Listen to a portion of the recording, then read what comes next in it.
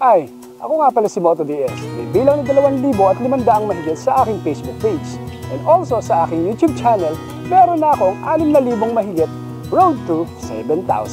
So guys, napapansin ko napakaraming nag-watch and also napakaraming nag-like sa aking YouTube. Pero hindi kayo nakasubscribe. Baka naman, palaguin pa natin ang aking subscriber sa aking YouTube channel and also sa aking Facebook page. Siya nga pala, kaya ngayon ako nag-video, nandito ako sa aming jogging this Sunday. Magpipishing tayo guys. So, hulaan nyo kung nasan lugar kami.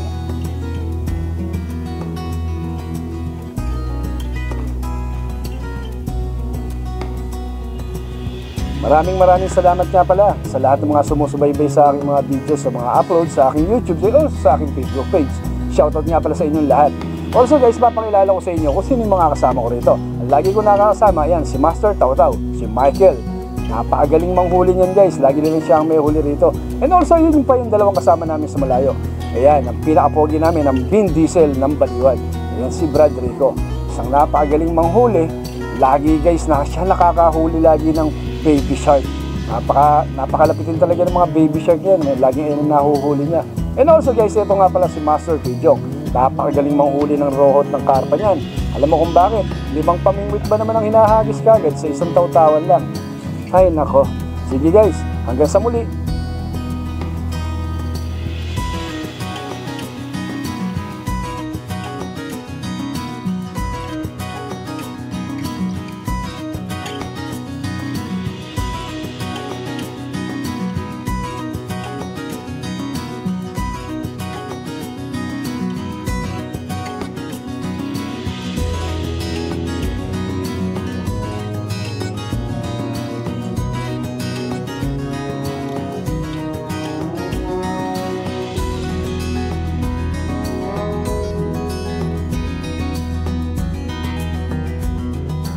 So ayan guys, it's 4:30 in the afternoon. So puro ang kagat lang dito, kanduli, may tilapia sa malalaki biya para siya mga butarit na mga bulig.